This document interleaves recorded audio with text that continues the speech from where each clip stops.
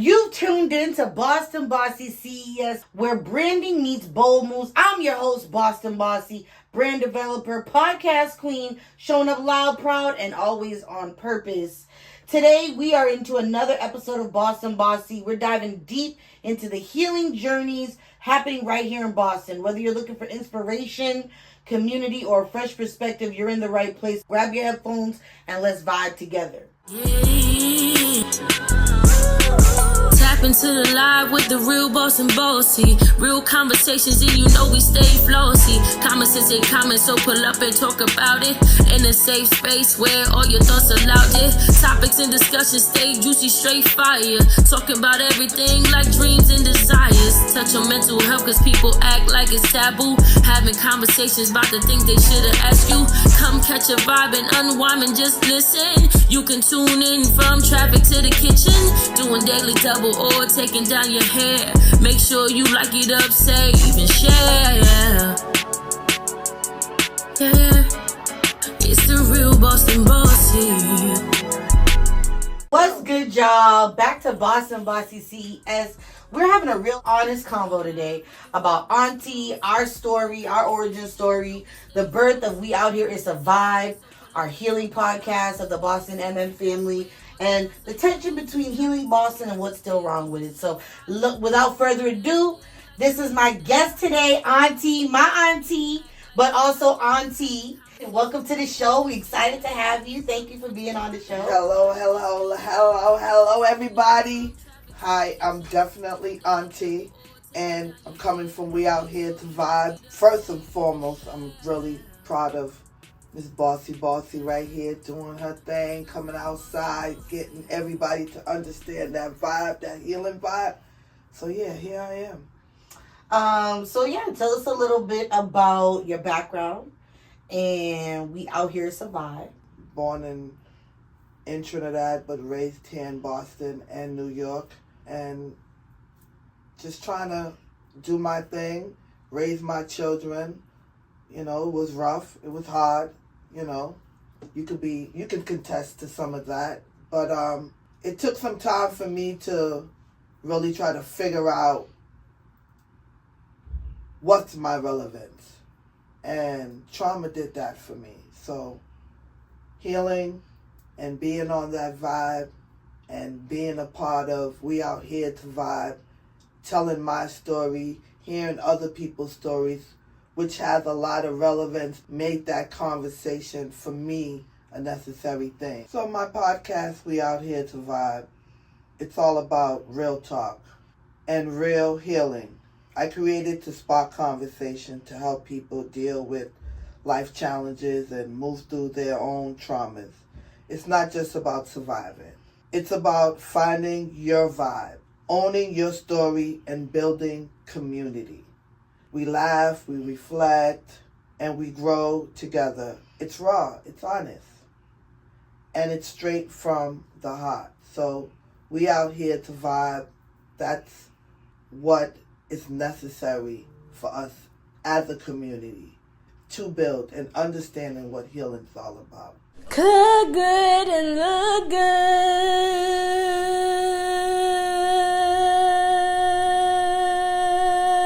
Okay, so my auntie had always been Aunty. Right. When I was growing up, she was always Sharla to me because Auntie and I are probably like 20 years apart. Mm-hmm. So growing up, she's my elder, but she's like the elder right before me. She's my god sister's ages, where they're in their like early 40s, late. My oldest god sister is now in her mid 50s. Mm-hmm. That's who Auntie was to me growing up, like a hardworking young adult. You know what I'm saying? She was just out here working. She had kids, and her kids lived across the street from me. As I got older, she went from being Sharla to Aunty to me, because she just became everybody's auntie. She became and the craziest thing was, it was like opposite of her inner personality. It was a duality that was happening within her, part of her healing, really, because she used to be very much like our her mom, go to work and come home and not talk to anybody that wasn't blood related. Right. Period. For what? I don't have time for that. I gotta go to sleep. It's 4:30. I gotta go to bed. I gotta get up at 4 o'clock in the morning. So I don't talk to you for it. So that's, kind of my introduction of Auntie persona and how did it start. It was kind of like she was having this healing moment within herself, and she really started to open up and be able to help the community. Is that how it felt for you when people started calling you Auntie more? I mean, for me, I the title of Auntie, you know, hearing me have to call my aunts Auntie and know the level of respect that I was giving them, you know, because I could call my aunt, one of my favorite aunts, Pamela, but I would dare not, because we were similar, not too far in age, and I looked up to her, but she was always Auntie, and to this day, she's always going to be Auntie. Mm-hmm. So to hear you guys call me Auntie, yo, that was like a big crowning, you know, a big moment, you know, like on everything. People take certain, and I won't say it's a title, but, you know, that royal position that you're in for granted. And we can't, you know, because I want my younger parts, my nieces and my nephews, them to know what having to stand on something and know that people are looking for that guidance is important. So I embrace that, Auntie, because I'm in my 50s, and I embrace that. Like, so do you feel that's why Auntie resonates so much in our community right now? Yes. You know, because when people see me, that's what they see. When the young people see me, they embrace that. You know, they know that they can sit down and talk to me and be like, hey, do you got any resources for a job? And they know I'm actually going to help them get that job. Nah, we're not going to just talk about it, or I'm going to tell you some cha-cha-cha just to get rid of you. Nah, I'm going to take my time to figure that out for you. If it's housing, if it's, you know, just having that ear. Because sometimes people just need you to listen. And I got a really good ear. And I listen, and I put it into the positive energy that it needs to be. Because sometimes people take all of that for granted. So I cherish all my nieces and my nephews, because I got a whole bunch of y'all. Y'all out. You know, the person recording this right now, she's now one of my nieces. So I cherish that, because that's value. And young people need to know what is important to value. And you gotta value 100%. Your ancestors, your families, your mothers, your fathers. You know, they may not have been the best father or mother, but you still gotta cherish that, because that is part of your legacy. And this is how we learn, maybe not to make the same mistakes, maybe to grow stronger, maybe to evolve into something greater for that part of your life, but it's all a vibe, you know, and it's real. So going right into that is being, you know, Auntie, carrying that persona. Many not know, may know. You have a podcast out. It's called We Out Here to Survive. Where did that come from? Where did the desire to create a podcast come from? And what do you hope to do with the podcast? You know, sitting down, talking with a lot of you guys, and, you know, from my own traumas and seeing it in you guys, you know, good, bad, positive, all of it, a variation of a vibe, you know. And to me, I give thanks for being around you guys, you know, and y'all pushing me, you know, because all of this is y'all's story just as much as it's mine. And I would hope that I am a good representation of the stories to be told, you know, through We Out Here to Vibe. Has a podcast been more of a guide for healing or more of a guide for storytelling, or a combination of the both, in your opinion? I would say it's a product of healing and storytelling, because you're seeing it now. It's everywhere, and people are healing from these stories. It's not something that we can't build from. And I think that we out here to vibe. I want this to be a part of healing, building, growing, and telling your story, because it is definitely a necessary factor to have those conversations and to build that community, family vibe. Y'all come with me to Essential Body Herbs on Blue Hill Ave in Mid-Appear. Off jump, I had to give me a mush walk for my teethuses, okay? Keep them white and bright. Essential Body Herbs has an array of body care, holistic, aromatherapy, herbs, and disease. You feel me? They are Black-owned, family-owned, and Caribbean. A trifecta of Black excellence. Y'all, I had to give me some peppermint, ginger tea. My stomach was messing with me. They got powders and sea moss in the bag, you feel me? Then they got honey and bee pollen, for your allergies. Before I dipped, I had to get me some sandalwood and eucalyptus incense, because they got an array that I could not ignore. Got some agua too. Dried incense in the front.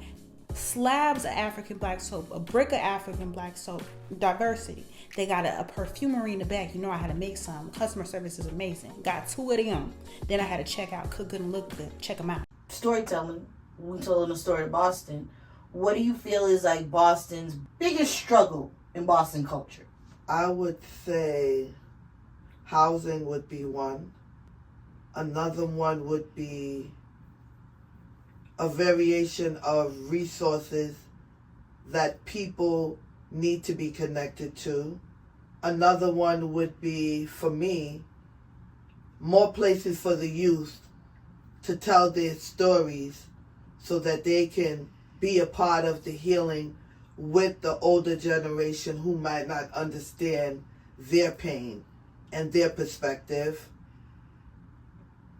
For, I would say, maybe more programs to bring generational wealth and knowing what that looks like for people who don't know. And 5, just more community vibes, just more bringing people together, more healing circles, more, just connecting, man, conversation. Because we're so busy with the lack of, and we got to come off of that. The lack of ain't working, Having those real conversations when your kids come home, ask them, how was your day? Be a part of that. You see somebody looking different, snap them out of it, because they might just need that quick back to reality, and you might be that person. So I think connecting and building and growing and knowing the people that's closest to you and the ones that's furthest from you, because you never know when you are going to evolve and you're going to have a connection. So that vibe is necessary, and we definitely lost a lot of good people that might not have had a chance to know that, so let's love them whilst they're alive. I definitely think my top 5, definitely housing. I would say youth resources, agreed. I would say city vibrancy, and I would expand more on that to say doing stuff more in the city being open later, not just for alcohol and cannabis, but just open later doing stuff like juice bars and food trucks open after 1 o'clock. Because if you can work that late, you should be having fun that late. Yeah. Transportation, because we can't all live in Boston proper. So if we're going to have to spread out, which is great that Massachusetts has space for us to spread out, how do we get back into where all the money is, right? The city of Boston. You know, more than just the transit system is needed. We need more buses, more cars, you know, more transportation and violence. I think that our city has become competitively violent.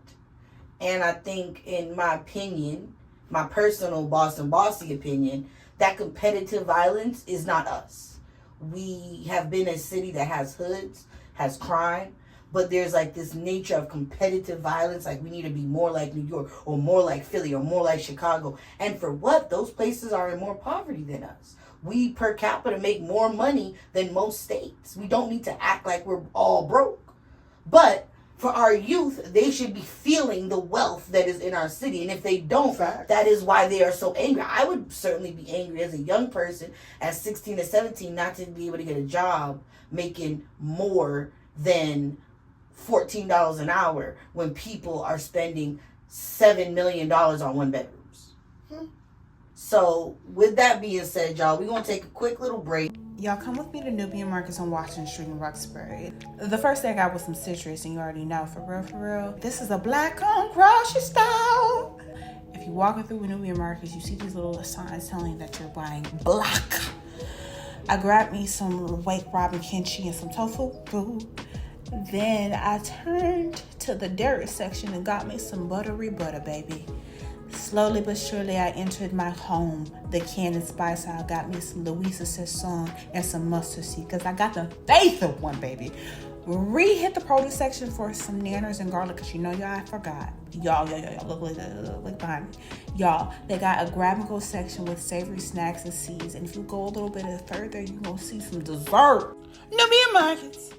Now, surprise, they got a cafe at a halal butchery. I had to check out because I was about to pick out. Look good, check them out. What's up, y'all? We back from commercial. BostonBossy CES here with Aunty from We Out Here It's a Vibe podcast.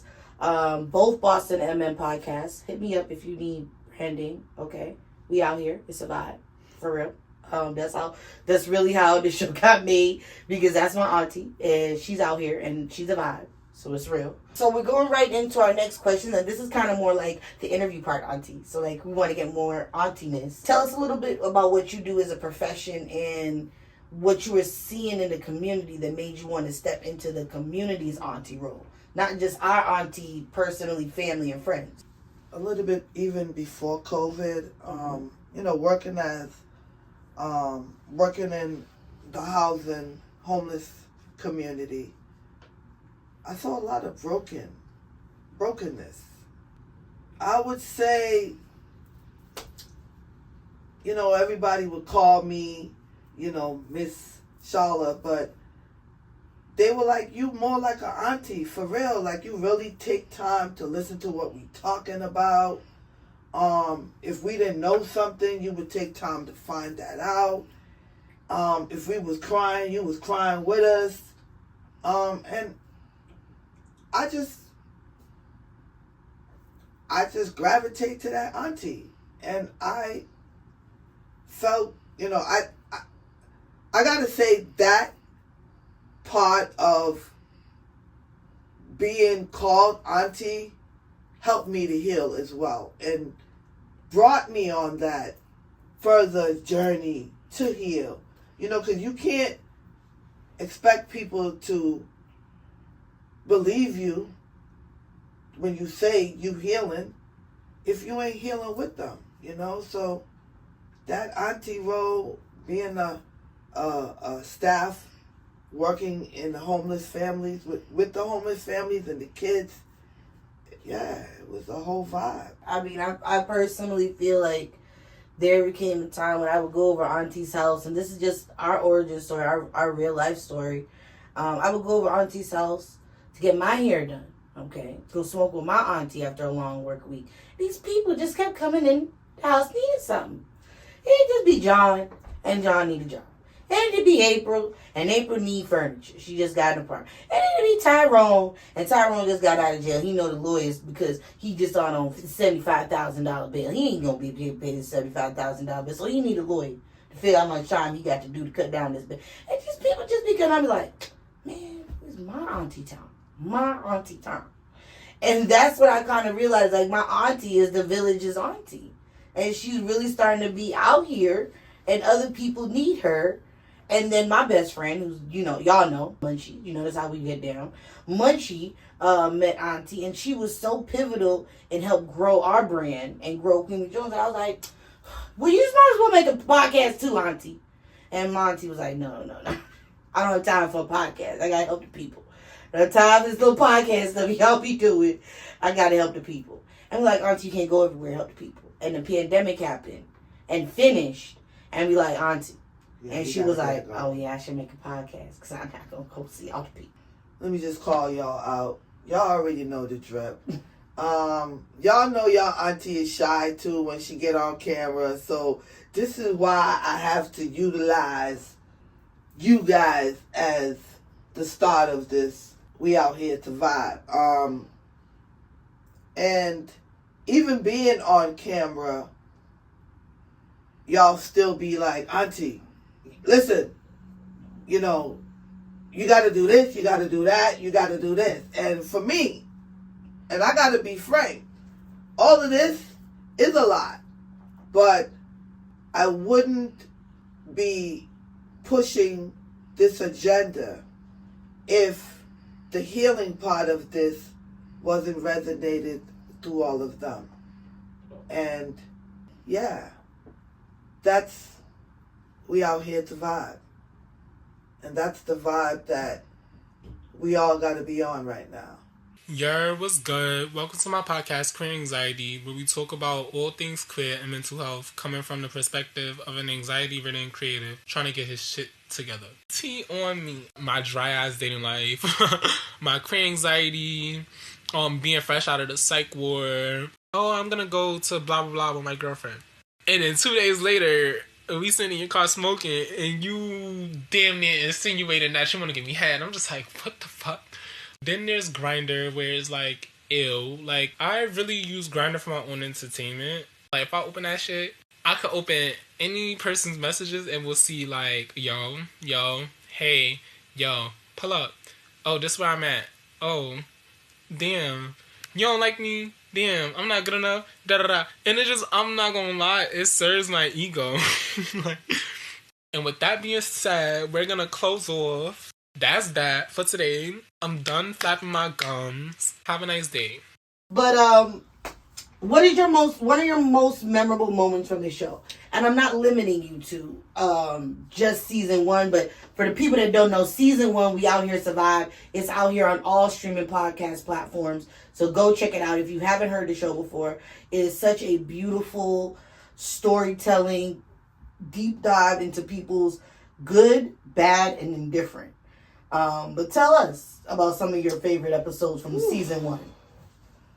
I would say it's when I invited a guest over, and before we even started, she had so many things she wanted me to critique just to have her there, and we was all for it, we'll hide the face, we'll do all of these. Her right, something her writer. All of these different things that she needed.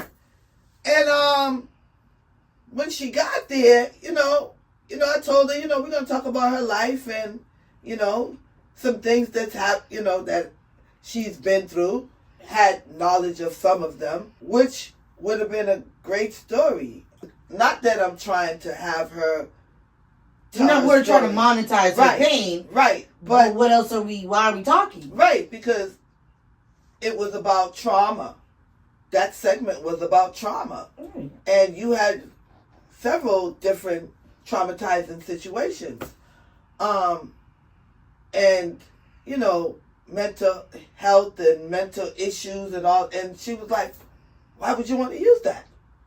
And I'm like, I'm so confused. Like, why are we even here?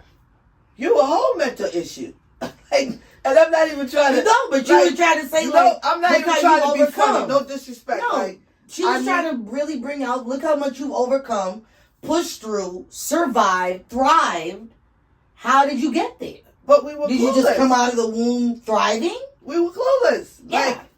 And for me, that kind of like made me have to kind of like not even push back a little bit, but come back and with a different, not even a different agenda, but relevance. Like, because if you ain't relevant and you don't understand your relevance in your journey of healing, then why you even want to have a conversation?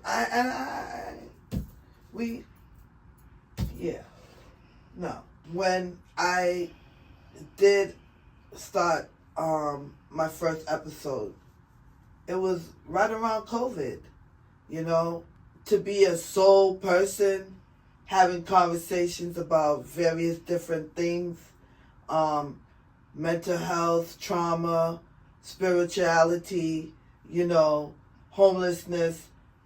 I wasn't sure if people was going to connect to that, you know, and for me that was hard, you know, and to get the people pushing me, you know, shout out to Queenie Jones for, you know, saying that, Auntie, you really do got a voice, because like I listen to you, you know, and I listen to the things that you say, and it resonates, you know. So COVID really put me like, nah, I got to get out there, because there's so many people that's struggling, and I would hope that them hearing my voice would make them come out of that dark place and believe that there is something greater outside.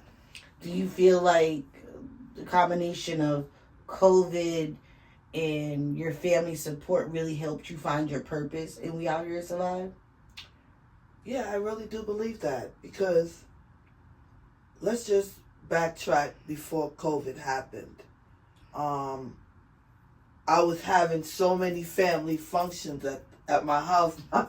My neighbors thought that my house was like it. It was right before, like, maybe a 6 months to 2 year period before COVID happened. Straight high. Auntie told us we need to spend more time together. We need to do more events together, because it's going to come a time where we can't meet like this. At all. And so I don't think anyone really took it seriously.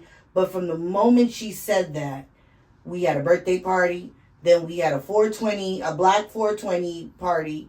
It was for Black History Month. Everybody brings something for 420. Mm-hmm. And then right after that, it was Auntie's birthday. And she celebrated that for a week. And then right after that, she had a backyard carnival complete with a picture wall. Their other side was a patio / 2 bar setup carnival. All of this pre-COVID. And then I think we had one more big event. And then we went into lockdown. We waited the first 2 weeks of lockdown. Nobody came to Auntie's house. It was the strangest feeling not to just get up and go to Auntie's house.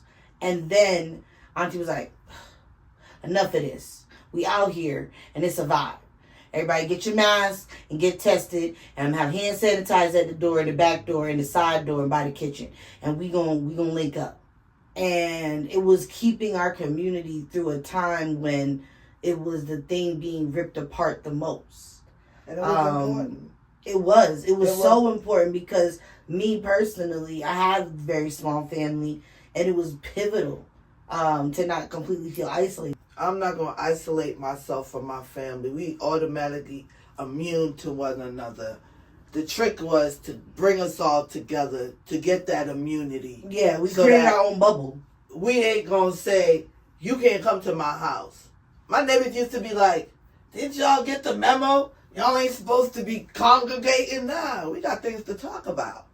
And for me, that community, that family, that vibe made We Out Here to Vibe stand 10 toes down. And I 10 toes down. Because once the lockdown was over, Auntie was outside. Yeah. And she was making not up for lost time, but making up for time needed to be spent with the community in community. All right, we're going to take a quick break because, these bills got to get paid even though these souls got to get saved. We'll be right back in a moment. Y'all come with me to Essential Body Herbs on Blue Hill Ave in Meta PM. Off jump, I had to give me a mush walk for my teethuses, okay? Keep them white and bright. Essential Body Herbs has an array of body care, holistic, aromatherapy, herbs, and disease. You feel me? They are Black-owned, family-owned, and Caribbean. A trifecta of Black excellence. Y'all, I had to give me some peppermint, ginger tea. My stomach was messing with me.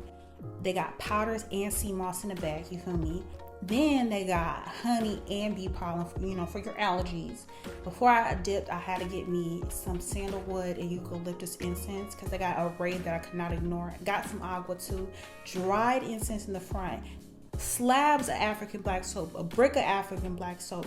Diversity.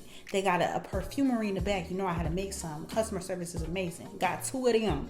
Then I had to check out. Cook good and look good. Check them out. Wrapping it up, we've had an amazing conversation with Auntie about the healing that Boston truly needs. Both of us really want to do the same thing for the city. I want to put the city on financially. Auntie wants to make sure that y'all don't go crazy once you get the money. And of course, Queenie Jones want to make sure you look good and your belly's full. So we're giving you everything you need here at BostonBossy MM. We're doing it. And I'm trying my best to bring that real conversation that a lot of us is missing. Tell us a little bit about what you got going on for the rest of 2025. For the rest of 25, Auntie's going to be outside. I'm going to try my best to be at everything that's positive, with that positive energy, pushing that healing vibe, talking to the peoples, being more not scared to be me and be that vibe that's missing outside. So if people want to follow you or they want to show up at one of your outdoor events or be a guest on the show or anything, how do they get in touch with you? How do they check me on all major platforms? Instagram, Facebook, Thread. I'm outside. I'm on every platform. Links that's in the description. necessary. Links in the description. Last question. What do you want to leave the audience with when they think of We Out Here to Survive? What do you want them to think of? I want people to think that we out here to vibe. It's about real talk and healing. I created this to spark conversation, to help people deal with real life situations and move through their own traumas. It's not just about surviving. It's about finding your vibe, owning your story, and building. We laugh, we reflect, we grow together. It's raw, it's honest. It's straight from the heart. We out here to vibe. It's outside. We make it a mandatory to be outside, having real ass conversations with real ass people, to name a few. Had a little convo with Dr. Umar. Would have never thought that somebody like him would sit down and vibe with me. Big shout out to you, Dr. Umar, and everything that you're doing. Big shout out to you, Bossy Boss, because thank you for pushing that agenda, because you guys are my energy, and I thank you guys for giving me that vibe. Shout out to everybody else that's watching, because we definitely gonna be outside. Thank you so much, Auntie, for being on the show today. I really appreciate you taking this time with us. Again, it was a pleasure to have We Out Here to Survive on the show. We got a couple more things, we're going to talk about it later on in the show. Thank you so much, Auntie, for being on the show, for bringing us into We Out Here to Survive. And we hope that you come back and tell us about more of your projects and the things that you have going on. Cook good and look good.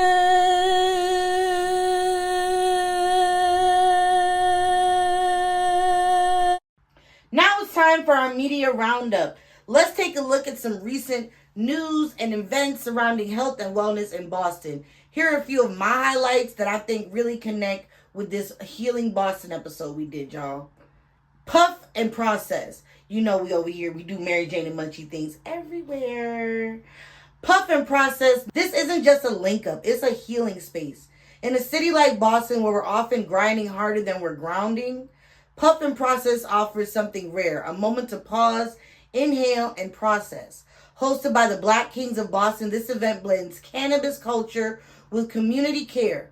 holding space for real conversations, deep reflections, and collective healing. So if you're looking to be part of Boston's heart-centered reset, this is where you need to be. You know, we got to give you a little news, a little knowledge. Let's talk about the Black male suicide crises. Suicide is now the third leading cause of death for Black males ages 15 to 24. Rates have jumped nearly 50% in recent years. This is about more than mental health. It's about racism, trauma, isolation, and stigma. We have to create safe spaces for real conversations and healing. Events like Puff and Process aren't just vibes, they're lifelines. There's also local initiatives like Break Time Boston. Let's talk about the impact of Break Time Boston. It's a Boston-based nonprofit flipping the script on youth homelessness. They hire and train young adults facing housing insecurity, giving them real jobs, real income, and a real shot at stability. Over 80% of their alumni are now employed or in school, and most have found permanent housing. This is what community-powered change looks like. Tap into breaktime.org. All the links for all of the information in this section will be in the description below. Let's go pay some bills right quick, y'all. Cha-ching. Hey, what? Episode. Yeah. What is the craziest thing a fan has done in front of you at a show or like, you know, on the road or some shit like that? Crazy I think up to this point, probably try to give me her number in front of her, man. We ask everybody that comes on the show this: are you MaryJane or Munchie? It's a big part of it. You're gonna keep going. A lot of people come. Sometimes you see like instant situations like, damn, people overnight. No one's overnight. You might have a viral moment, but they've been grinding for a long time. So support them. MaryJane N Munchies. My track of the week was "Moving" by Russ. Let me give y'all a little snippet, just a little.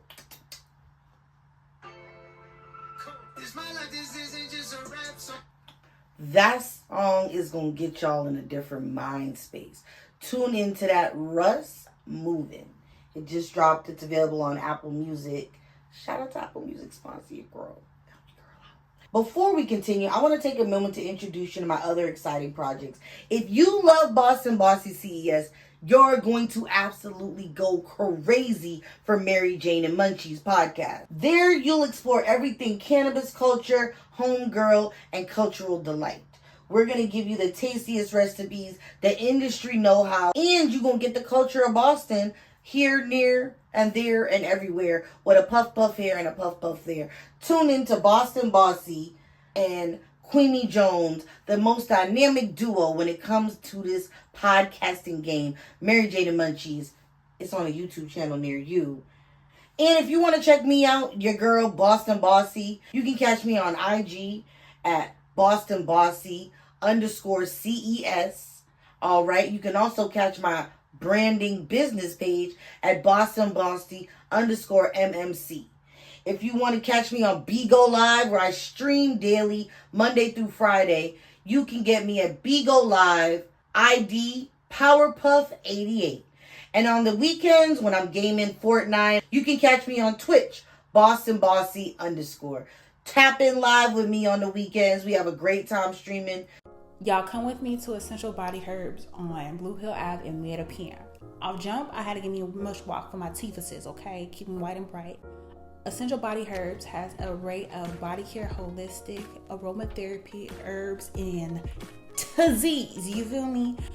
They are Black-owned, female-owned, and Caribbean. A trifecta of Black excellence.